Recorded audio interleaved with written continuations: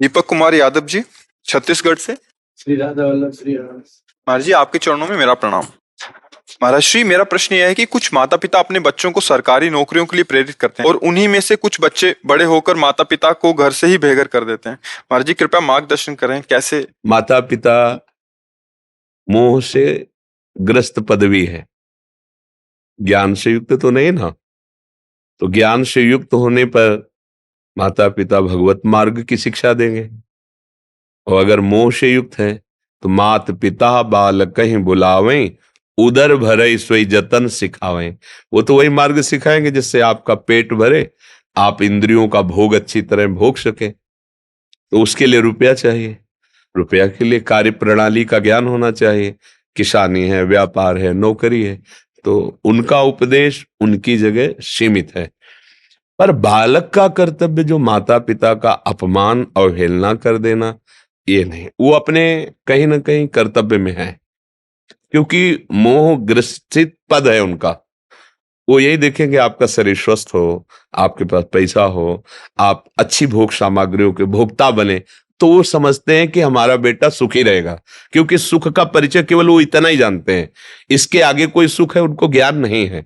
तो ज्ञान ना होने के कारण वो अपनी पदवी जो उनको प्राप्त है, माता पिता का कार्य है बालक का पोषण करना, सदगुरु का कार्य है उसे अज्ञान से निवृत्त करके परम पद में स्थित करना। इसलिए माता पिता के प्यार में और सदगुरु के प्यार में विरोधाभास दिखाई देगा। जब सदगुरु का प्यार प्रारंभ होगा तो सबसे पहले कनेक्शन काटा जाएगा। जननी जनक बंधु सुतदारा, तन धन धाम श्रद्ध परिवारा, सबकी ममता ताग बटोरी, मम पद मने बांध बर डोरी। वो अपने आप को एकदम केवल भगवान का भरोसा, भगवान के आश्रित, फिर नौकरी करो, फिर व्यापार करो, और माता पिता को साक्षात भगवान का मंदिर मानकर कि इनके हृदय में भगवान है, उनकी वैसी सेवा करो। ये सदगुरु की आज्ञा होगी। अब माता पिता ने मोहजनित आज्ञा करी और उसने मोहजनित आज्ञा का पोषण किया, अब उसका मोह लग गया दूसरी जगह, ब्याह हुआ, पत्नी हुई, कहती ये तुम्हारे माता पिता हमारी जो सोसाइटी है उसके विरुद्ध नजर आते हैं, हमारे फ्रेंड क्या कहेंगे, कैसे हैं।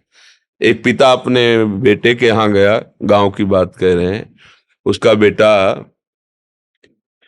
थाईलैंड में तो कहाँ था, फिर वो दिल्ली में, वो अपना राजसी ठाठ बाट ऐसे। तो जब वो गया तो उनके मित्र लोग बैठे थे, तो पिता, अब गांव का आदमी तो ऐसे मार्किन लगाए, कुर्ता पहने, तो अब वो ना उठा ना प्रणाम किया। तो अब वो तो पिता है, उनका बेटा कैसे हो। तो उनके साथियों ने पूछा कौन है, बोले एक नौकर है हमारे यहाँ सामने ही। तो उनका अच्छा ठीक है, वापस लौट आया। वो ना कभी दोबारा पूछने गए ना गांव गए उनके पास। क्या उनको सोसाइटी क्या कहेगी, ऐसे बाप का बेटा है, एक मार्किन पहने, एक कुर्ता पे। ये है मोह की शिक्षा, ये मोह की शिक्षा का फल उनको मिला है। अगर ज्ञान की शिक्षा देते तो उठ करके खड़ा होता, प्रणाम करता, बैठालता और कहता मेरे पूज्य पिताजी हैं। इससे उनका भागवतिक भाव पुष्ट होता। लेकिन भागवतिक भाव को बिना संतों की कृपा के कैसे जाना जा सकता है। तो माता पिता तो अपने हिसाब से ठीक उपदेश करते हैं, पर पुत्र को चाहिए कि जिन माता ने लौकिक दृष्टि से भी देखो ठीक है वो मोह से, पर हमारा कर्तव्य है कि जब वृद्धावस्था उनकी आवे तो उनको वैसे ही दुलार करे जैसे उन्होंने मेरी शक्तिहीन अवस्था, बाल्यावस्था में उन्होंने मुझे दुलार किया था। ये कर्तव्य है बालक का, ऐसा कभी नहीं करना चाहिए। और ऐसा जो करता है कि अपने माता पिता का अपमान करता है, माता पिता को अलग कर देता है और वो कष्ट भोगते हैं, तो उसकी दुर्गति पक्की है, यहां भी और वहां। वो भी आगे देख ले, उसका परिणाम यही आएगा उसके आगे, और आगे चलकर उसे दंड मिलेगा इस बात का। इसलिए आपको चाहिए कि आप अपने कर्तव्य का पालन करें, माता पिता में भगवत बुद्धि करके उनकी आज्ञा से उनकी सेवा के लिए, चाहे वो गृह कार्य, किसानी हो, व्यापार हो, नौकरी, कुछ भी हो, खूब धन कमाओ धर्म से, और परिवार की सेवा माता पिता के भगवत भाव से, और नाम जप करो, कल्याण हो जाएगा। इसी में परम कल्याण हो। कभी माता पिता का अपमान न करें। ये जो आज की धूर्तता पढ़ाई से बढ़ रही ना, पढ़ लिख कर अपने को बहुत बुद्धिमान समझ रहे और वयोवृद्ध माता पिता को मूर्ख समझ रहे, उनकी अवहेलना करते हैं, ये बहुत निंदनीय कार्य है। नहीं, हृदय बिछा देना चाहिए। माता जैसी सेवा की ना, जब उसको सोचो ना, अगर एक दिन पेट में गैस बढ़ जाए तो आपको कैसा लगता है? व्याकुलता पैदा हो जाएगी। 9 महीने उन्होंने मुझे पेट में लादा है, 9 महीने। इसके बाद पैदा होकर के उन्होंने अपने रक्त को दूध बनाकर मुझे पिलाया, पोषा, इतना बड़ा किया। तो हमारा कर्तव्य है, जैसे कह दे कि आप लोग, तो जो गति न रुपए से होती, न तपस्या से होती, न बड़ी बड़ी साधनाओं से होती, वो गति मेरे माँ को मिलेगी, मेरे पिता को मिलेगी, क्योंकि हम निरंतर भगवान में उनके द्वारा सजाए हुए जीवन को समर्पित करके उसका फल उनको प्राप्त होगा। जो किसी भी तरह से नहीं प्राप्त हो सकता वो उनको प्राप्त होगा। कहते 21 पीढ़ियां तर जाती, फिर तो माता पिता ही है। तो इसलिए अगर माता पिता की सेवा कर ले गया तो भगवान की प्रसन्नता सहज में प्राप्त हो जाएगी। ये वयोवृद्ध माता पिता को ठुकरा देना, ये बिल्कुल नरकगामी होने का बहुत बड़ा पॉइंट है, बहुत बड़ा पॉइंट। इसलिए हृदय कांपता है आज के बच्चों को देख। बूढ़े माँ थप्पड़ मार देते हैं, हमने देखा है, थप्पड़ मार। बूढ़े माता पिता, यार इतनी तुम्हारी बुद्धि भ्रष्ट हो गई कि अगर अपनी अवस्था से कोई बड़ा बुजुर्ग है वो अपराध भी कर दे तो भी ऐसा नहीं करना चाहिए। उसको कह कि आप पिता तुल्य हो, संभाल के बोलिए, आप जाइए, जाओ छाप।